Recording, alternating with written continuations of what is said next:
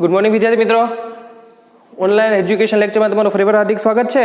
આપણે ભણી રહ્યા હતા ધોરણ 12 સાયન્સની અંદર પ્રકરણ નંબર 15 નો અભ્યાસ કરતા હતા પોલિમર.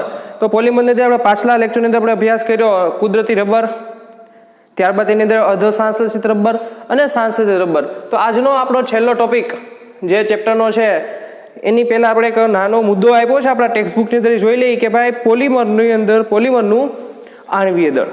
પોલિમરનું આણ્વીય દળ છે એ બાળકો ફિક્સ ન હોય, કારણ કે એની અંદર અલગ અલગ પોલિમરોની અંદર અલગ અલગ પ્રકારના મોનોમર જોડાતા હોય, અલગ અલગ સંખ્યામાં જોડાતા હોય, એટલે તમે એનું ફિક્સ આણ્વીય દળ મેળવી શકો નહીં. એટલે આપણે પોલિમરનો આણ્વીય દળ માટે હંમેશા સરેરાશ આણ્વીય દળનો યુઝ કરીએ છીએ અને એની માટે રાસાયણિક ને ભૌતિક પદ્ધતિ દ્વારા આપણે આવા પોલિમરોના આપણે શું કરીએ છીએ, આણ્વીય દળ નક્કી કરતા હોઈએ છીએ.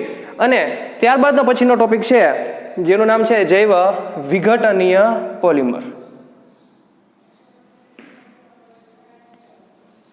ચલો અભ્યાસ કરવા જઈએ. જૈવ વિઘટનીય પોલિમરનો વાત કરવા જઈએ પહેલા તમને થોડુંક વસ્તુ સમજાવી દઉં. જૈવ વિઘટનીય કોને કહેવાય? આપણે અત્યાર સુધી જેટલા કાંઈ પોલિમર ભણ્યા, પછી જે સમ પોલિમર હોય તો પણ ભલે, સહપોલિમર હોય તો પણ ભલે, અને સંઘનન પોલિમર હોય તોય પણ ભલે, એ બધા પોલિમર આપણે બનાવ્યા એટલે કે માનવ સર્જિત છે. એટલે કે એવા છે સંશ્લેષિત હોય એ બધા પોલિમરો છે જે જૈવ અવિઘટનીય કહેવાય. જૈવ અવિઘટનીય શું કામ? તમને સરળ એક્ઝામ્પલ આપું. તમે આજુબાજુ પ્લાસ્ટિક જોવો છો, પોલિથીન, એ આપણે બનાવ્યો ને, કેવો છે? સમ પોલિમરનું ઉદાહરણ છે. તો એ પોલિમર છે પ્લાસ્ટિક, શું એનું વિઘટન થઈ શકે છે? તમને ખ્યાલ છે એનું વિઘટન થઈ શકતું નથી. કોના દ્વારા? કોઈ બેક્ટેરિયા, કોઈ જૈવિક અણુઓ, કોઈ ઓક્સિડેશન કરતા, કોઈ રિડક્શન કરતા, કે કોઈ રાસાયણિક પ્રક્રિયા દ્વારા એનું વિઘટન થઈ શકતું નથી. એટલે એવા પોલિમરોને આપણે કહીએ છીએ જૈવ વિઘટનીય પોલિમર, જૈવ અવિઘટનીય. અવિઘટનીય મિનિંગ શું થાય? કે એનું વિઘટન કોઈ બેક્ટેરિયા, કોઈ ઓક્સિડેશન કરતા દ્વારા, કોઈ રિડક્શન કરતા દ્વારા, કે કોઈ રાસાયણિક પદ્ધતિ દ્વારા એનું વિઘટન થઈ શકતું નથી. એવા પોલિમરોને આપણે જૈવ અવિઘટનીય કહીએ છીએ. આપણે જેટલા અભ્યાસ કર્યા અત્યાર સુધી, પોલિથીન છે, HDP છે, PTFE, જેટલા પણ સંશ્લેષિત બનાવ્યા ને આપણે, એ બધા જ પોલિમરો છે, એ બધા અવિઘટનીય પોલિમરો છે. એટલે એ એક વખત બનાવટ બની ગયા ત્યારબાદ એનું વિઘટન થઈ શકતું નથી, જેથી તે પૃથ્વીના સપાટી ઉપર ઘન કચરા તરીકે સંગ્રહ થાય છે. જેના કારણે ઘણી વખતે વાતાવરણની અંદર કહેવાય ને કે ભાઈ પ્રદૂષક કારકો છે જેનું વિઘટન થઈ શકે. પોલિથીન છે, પોલિથીનનો અત્યારે બેન્ડ લાગી ગયો છે બનાવટ ઉપર, કારણ કે તેનું વિઘટન થઈ શકતું નથી અને વાતાવરણની અંદર અને પૃથ્વીની અંદર ઘણો બધો પ્લાસ્ટિકનો જથ્થો જમા થઈ ગયો છે. એટલે આવા પોલિમરો છે જેનું તમે વિઘટન કરી શકતા નથી. એ બધા પોલિમરોને જૈવ અવિઘટનીય પોલિમર કહેવાય, જે પૃથ્વી પર ઘન કચરા તરીકે સંગ્રહ થાય છે અને વાતાવરણીય સમસ્યાઓનો સામનો કરવો પડે છે આપણે. એના કારણે હવે પડકાર એવો હતો કે એવા પોલિમરનું નિર્માણ કરો જેનું વિઘટન થઈ શકતું હોય, કોઈ બેક્ટેરિયા દ્વારા, કોઈ ઓક્સિડેશન કરતા દ્વારા, કોઈ રિડક્શન કરતા દ્વારા, કે કોઈ રાસાયણિક પ્રક્રિયાનું શું થઈ શકતું હોય? વિઘટન. એનો મિનિંગ કે જ્યારે જરૂર હોય તો આપણે એનો યુઝ કરી શકવા જોઈએ, અને જ્યારે જરૂર ન હોય તો એ પૃથ્વી પર ઘન કચરા તરીકે સંગ્રહ ન થવા જોઈએ, એટલે કે નિકાલની સમસ્યા રહેવી જોઈએ નહીં. તો એવા પોલિમરનું નિર્માણ કર્યું, એનું નામ છે જૈવ વિઘટનીય. જૈવ વિઘટનીયનો મિનિંગ શું થાય? કે કોઈ જૈવિક અણુઓ દ્વારા, એટલે કે બેક્ટેરિયા હોય, કોઈ પણ જૈવિક અણુ દ્વારા, કે કોઈ રાસાયણિક પ્રક્રિયા, કોઈ ઓક્સિડેશન કરતા, રિડક્શન કરતાની દ્વારા શું કરી શકવા જોઈએ? તેનું વિઘટન. એટલે એ પદાર્થ છે એ ઘન કચરા સ્વરૂપે વાતાવરણ પૃથ્વીમાં જમા થશે નહીં. એટલે એવા પોલિમરો કે જેનું વિઘટન સરળતાથી થઈ શકે, એવા પોલિમરની બનાવટ જે થાય છે એને કહેવાય જૈવ વિઘટનીય. એની અંદર બે વસ્તુ આવશે, પોલીએસ્ટર ને પોલીએમાઇડ. પોલીએસ્ટર તમને ખબર છે, પોલીએસ્ટરનો મિનિંગ શું થાય? કે બે મોનોમરો વચ્ચે વિશિષ્ટ ક્રિયાશીલ સમૂહ, એસ્ટર રિપીટ થશે એટલે પોલીએસ્ટર. એ જ રીતે પોલીએમાઇડ, તો આ પોલીએમાઇડ. તો એની અંદર વાત કરવા જાઉં, PHBV, પોલીએમાઇડનો નાયલોન 2, નાયલોન 6, આ બંનેના બનાવટ, એની ઉપયોગોતા જોવા જઈશું. તો કરીએ શરૂઆત. સૌથી પહેલું શરૂઆત કરવા જઈએ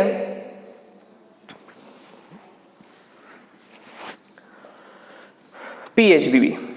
તો PHBV છે એ જૈવ વિઘટનીય પોલિમર છે. પહેલા યાદ રાખવાનું PHBV શું છે ભાઈ? જૈવ વિઘટનીય પોલિમર. કેવા પ્રકારનો? તો જૈવ વિઘટનીય પણ પોલીએસ્ટર વર્ગનો. તમને પ્રશ્ન પૂછાય છે કે બોર્ડની અંદર 2 માર્ક્સમાં કે ભાઈ પોલીએસ્ટર વર્ગનો જૈવ વિઘટનીય પોલિમરની બનાવટ વર્ણવો. તો ને આપણે ભૂલે ચૂકે ડેક્રોન લખી નાખવાનું નથી, કારણ કે પ્રશ્ન એવો કીધો છે જૈવ વિઘટનીય અને કેવો જોઈએ પોલીએસ્ટર વર્ગનો. તો જૈવ વિઘટનીય અને પોલીએસ્ટર વર્ગનો માત્ર એક જ પોલિમર છે જે છે પીએચબીવી. પીએચબીવી નું શોર્ટ નામ છે. પી નો મીનિંગ થાય છે પોલી, પછી બીટા હાઇડ્રોક્સી, આ એસ નો મીનિંગ થાય છે હાઇડ્રોક્સી, બી એટલે બ્યુટીરેટ, એ જ રીતે કો બીટા હાઇડ્રોક્સી વેલેરેટ. સમજાણું? પીએચબી નું ફૂલ ફોર્મ કંઈક આવું છે, પોલી બીટા હાઇડ્રોક્સી બ્યુટીરેટ કો બીટા હાઇડ્રોક્સી વેલેરેટ, જ્યાં પી એટલે પોલી, એચ એટલે હાઇડ્રોક્સી, બી એટલે બ્યુટીરેટ, વી એટલે વેલેરેટ. આને કંઈક આ રીતે બનાવવાનું, પોલી બીટા હાઇડ્રોક્સી બ્યુટીરેટ કો બીટા હાઇડ્રોક્સી વેલેરેટ. તો આના મોનોમર જોતા તો શું કરવાનું? પોલીને દૂર કરો તો વિધું હું બીટા હાઇડ્રોક્સી બ્યુટીરેટ. બીટા હાઇડ્રોક્સી બ્યુટીરેટ એટલે હું બ્યુટીરેટ કીધું છે બાળકો. તો આ છે કોમન નેમ છે કાર્બોક્સિલિક એસિડના, કંઈક બ્યુટીરેટ આને કહેવાય. સમજાવું છું?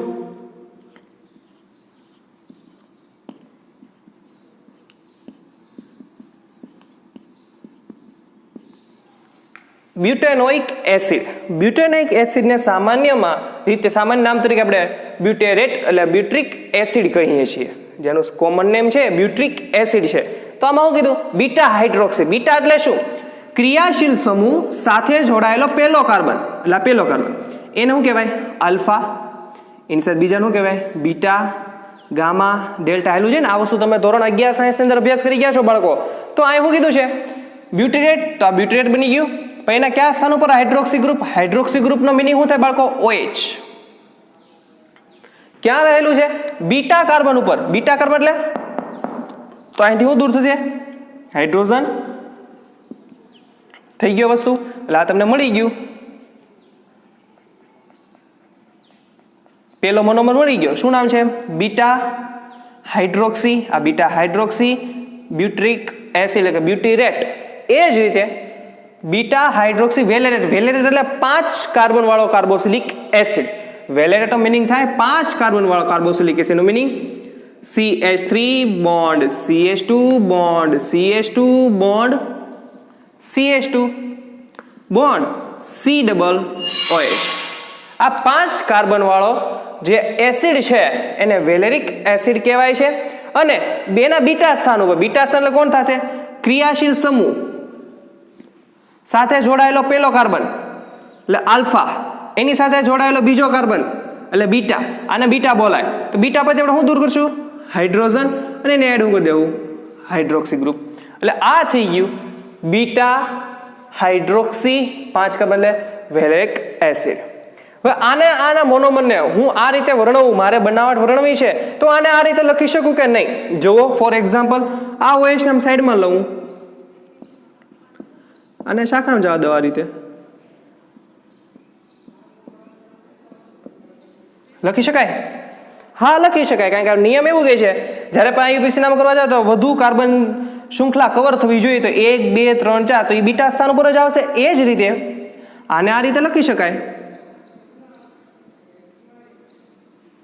આ CH, આ OH ગ્રુપ CH, શાખામાં CH2 CH3 then CH2 C=OH. તો આને આ રીતે વર્ણવી શકું. કાંઈ ખોટું તો છે નહીં. આ વસ્તુને આ રીતે લખી શકાય, આને આ રીતે લખી શકાય. એક વખત જોઈ લો, નજર મારી લો. બીજું કાંઈ ચેન્જ કર્યો જ નથી આપણે.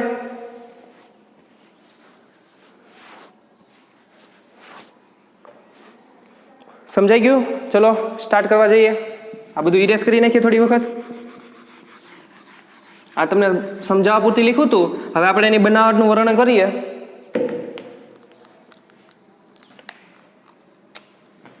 પેલો મોનોમર બીટા હાઇડ્રોક્સી બ્યુટીરેટ, એને કંઈક આ રીતે લખશું આપણે.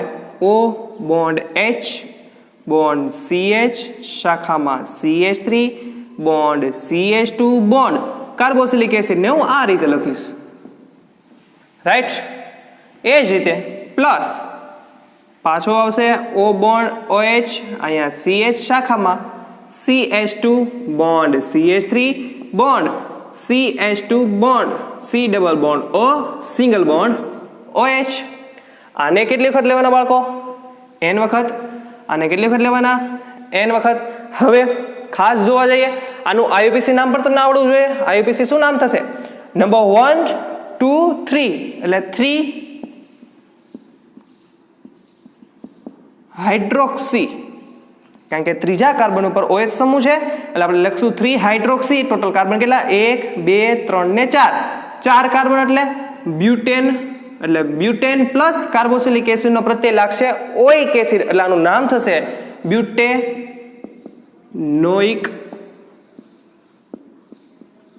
એસિડ. એ જ રીતે આનું નામ તમને આવડી શકે. કેમ કરશું? નંબર 1 નંબર 2 નંબર 3 એટલે 3 હાઇડ્રોક્સી. કેટલા કાર્બન? 1 2 3 4 5. 5 એટલે પેન્ટેન. કાર્બોક્સિલિક એસિડનો પ્રત્યય લાગે ઓઇક એસિડ, પેન્ટેન પ્લસ ઓઇક એસિડ એટલે થશે શું અહીંયા? પેન્ટેનોઇક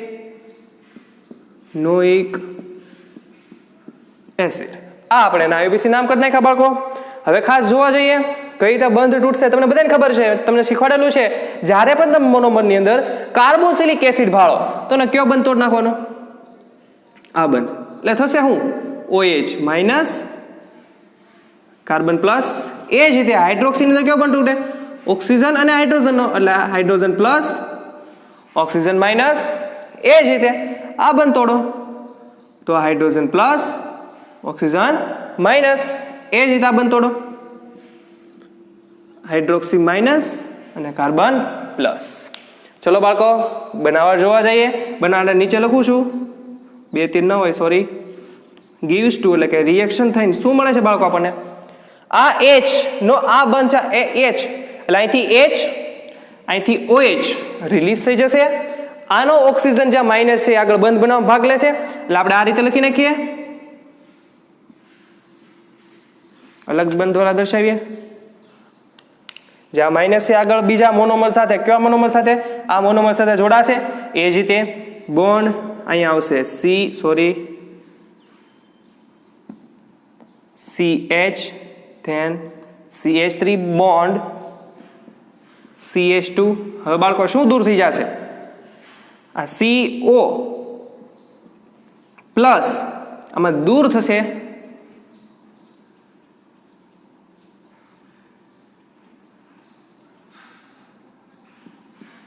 H2O દૂર. આ કાર્બન પ્લસ ઓક્સિજન માઇનસ. આ બંને વચ્ચે શું બનશે? બંધ. એટલે થશે શું? C bond. નવો બંધ આપણે બીજી માર્કર દ્વારા દર્શાવીએ, bond O bond CH bond CH2 bond CH3 bond CH2 bond C double bond O. આ હોય તો દૂર, આ પ્લસ છે એ આગળ બંધ બનાવવામાં વયો જશે કંઈક આ રીતે. અહીં તમારી રિએક્શન પૂરી. જે આ બની ગયું PHBV. આની અંદર શું કામ? આ પોલી એસ્ટર વર્ગનો, કારણ કે બાળકો જો આ વિશિષ્ટ ક્રિયાશીલ સમૂહ વારંવાર પુનરાવર્તન પામશે એટલે આ PHBV છે એ જૈવ વિઘટનીય પોલિમર તો ખરો જ, પણ એમાંય કેવા વર્ગનો? પોલી એસ્ટર વર્ગનો. અને તે PHBV જે આપણે બનાવ્યું, બહુ ઈઝી બનાવ્યું, 3 હાઇડ્રોક્સી બ્યુટેનોઇક એસિડની રિએક્શન કોની સાથે કરે? 3 હાઇડ્રોક્સી પેન્ટેનોઇક એસિડ સાથે. તો જોવો એક વખત આખી રિએક્શન કઈ રીતે થઈ છે. અને હજી એક વસ્તુ ભૂલી ગયા આપણે કે ભાઈ n વખત શું છૂટું પડે છે? H2O. જોઈ લો એક વખત બનાવટ આખી.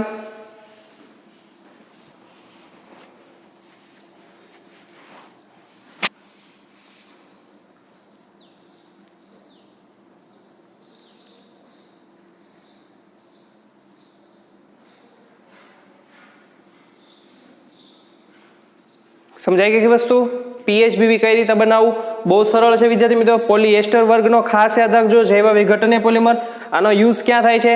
પેકેજિંગની અંદર, ઓર્થોપેડિક સાધનો, દવાને નિયંત્રણ મુક્તિ. આનું તમને એક સરળ એક્ઝામ્પલ આપું. તમે બધા કેપ્સ્યુલ પીધી હશે, તો કેપ્સ્યુલમાં તમે જોયું છે દવામાં કેપ્સ્યુલ પીધી કેપ્સ્યુલ તો એ તો તમે પ્લાસ્ટિક છે એ વિદ્યાર્થીઓ પ્લાસ્ટિક નથી એ પીએચબીવી છે એ શરીરમાં જઈને ઓટોમેટિક શરીરના બેક્ટેરિયા દ્વારા ઓટોમેટિક શું પામી જાય છે વિઘટન પામી જાય છે જેથી શરીરમાં એ તમને એમ થાય કે આ તો પ્લાસ્ટિક આપણે ખાઈએ છીએ પણ વિદ્યાર્થી મિત્રો પ્લાસ્ટિક નથી એ જૈવ વિઘટનીય પીએચબી પોલિમર છે અને આપણા શરીરમાં જઈ બેક્ટેરિયા દ્વારા વિઘટન થઈ જાય છે અને એની અંદર રહેલી દવા છે એ તમારા શરીરની અંદર દ્રવ્ય પદાર્થ છે જે પાવડર ફોર્મ એની અંદર જે પાવડર ફોર્મ હોય ઘણી વખત ગોળિયું હોય એ તમારા શરીરની અંદર દાખલ થાય છે પણ એ કોની માટે યુઝ થાય દવાની નિયંત્રણ મુક્તિ ઓર્થોપેડિક સાધનો અને આપણા શરીરની અંદર જઈને બેક્ટેરિયા દ્વારા શું પામી જાય છે વિઘટન એનો સરળ એક્ઝામ્પલ હતું ત્યારબાદ આપણે અભ્યાસ કરવા જઈએ પીએચબીવી જે હતો પોલીએસ્ટર હવે આપણે ભણશું પોલીએમાઇડ તો ચલો શરૂઆત કરીએ એની પોલીએમાઇડની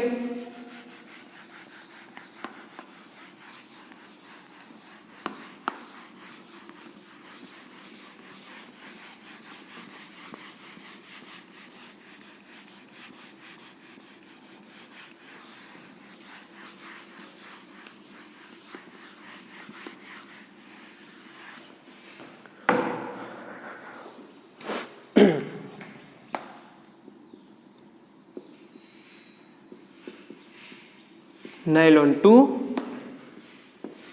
નાયલોન 6 સૌથી પહેલા બનાવટ વર્ણન બેની અંદર મોનોમર ક્યાં હોય તો આના મોનોમરની અંદર બનાવટ તરીકે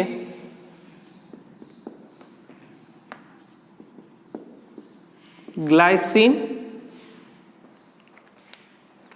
પ્લસ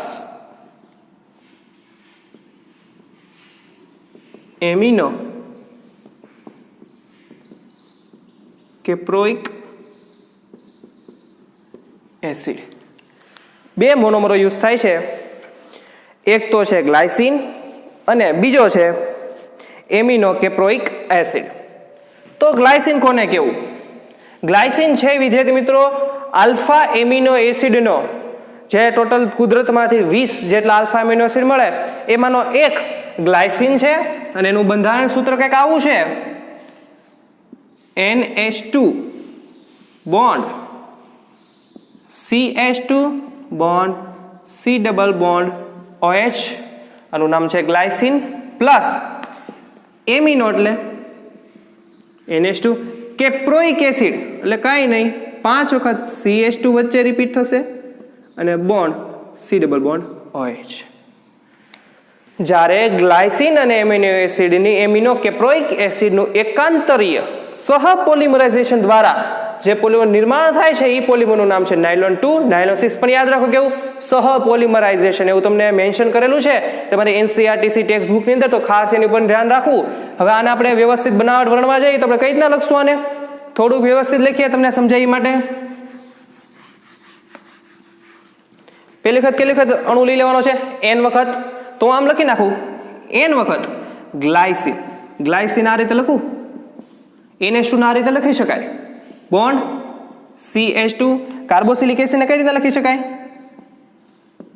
OH પ્લસ n વખત શું આવશે એમિનો કેપ્રોઇક એસિડ જેની અંદર NH2 બોન્ડ CH2 કેટલી વખત બાળકો 5 વખત bond C double bond OH હાલો ખબર છે આપણને પાછું તમે મોનોમરમાં કાર્બોક્સિલિક એસિડ આવ્યું એટલે તમારા મગજમાં એક જ આવજો કયો બન તૂટે કાર્બન ને ઓક્સિજન એટલે થશે હું હાઇડ્રોક્સી માઇનસ કાર્બન પ્લસ એ જ રીતે અહીંયા હાઇડ્રોક્સી માઇનસ કાર્બન પ્લસ યાદ કરો NH2 ની અંદર હંમેશા કયો બંધ તોડતા હતા નાઇટ્રોજન અને હાઇડ્રોજનનો તો જ્યાં હાઇડ્રોજન પ્લસ થતો હતો નાઇટ્રોજન માઇનસ એ જ રીતે અહીંયા બંધ તોડવા જાઓ તો hydrogen plus nitrogen minus gives two મળશે શું બાળકો ખાસ યાદ રાખજો સહપોલિમરાઇઝેશન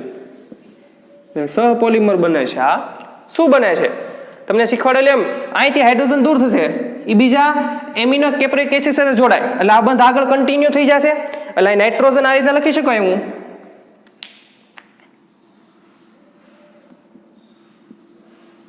નવો બંધ આપણે અલગ માર્કર તો દર્શાવ્યું છે જ્યાં માઇનસ છે આગળ બંધ કન્ટિન્યુ થાય છે બોન્ડ આ CH2 as it is bond C double bond O, જો આ પ્લસ આ નાઇટ્રોજન માઇનસ, આ બંને વચ્ચે શું થાય? બંધનું નિર્માણ. બીજી વસ્તુ રિલીઝ શું થઈ જશે બાળકો?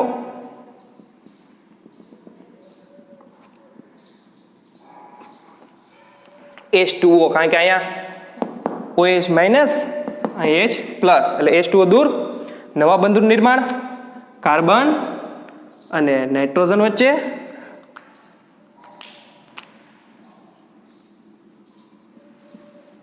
હતું એમને પછી લખી નાખવું છે CH2 5 વખત. અહીંયા શું આવશે બાળકો? C ડબલ બોન્ડ O અને આ પ્લસ છે આગળ કન્ટિન્યુ થઈ જશે અને અહીંયા શું થઈ જશે? સ્ક્વેર બ્રેકેટ એન્ડ બોન્ડ સુફિક્સમાં N. જે આનું નામ છે એનું નામ છે નાયલોન 2 નાયલોન 6. જો બાળકો ખાસ વિશિષ્ટ સમૂહ પુનરાવર્તનીય એકમ એ કોણ છે? એમાઇડ. એટલે જે નાયલોન 2 નાયલોન 6 છે એ પેલા તો જૈવ વિઘટનીય પોલિમર, પણ કયા વર્ગનો? પોલી એમાઇડ વર્ગનો. કારણ કે આની અંદર વિશિષ્ટ સમૂહ કયો? પુનરાવર્તનીય એકમ કયો? એમાઇડ. વારંવાર પુનરાવર્તન પામે છે અને બાય પ્રોડક્ટ તરીકે શું છૂટું પડી જાય? NH2O. બહુ સરળ વસ્તુ કરી, કાંઈ અઘરું નથી કરી. જોઈ લો ગ્લાયસીનની રિએક્શન આપણે કોની હારે કરી? MnA કેપ્રોઇક એસિડ વડે H2O નો દૂર થયો અને આ વસ્તુ બને છે. એક વખત નજર મારી લો, જો બહુ સરળ બનાવટ છે. ખાસ આ વસ્તુ ભૂલવાનું નહીં કે પોલી એમાઇડ વર્ગનો પોલિમર છે. જોઈ લો એક વખત નજર મારી લો.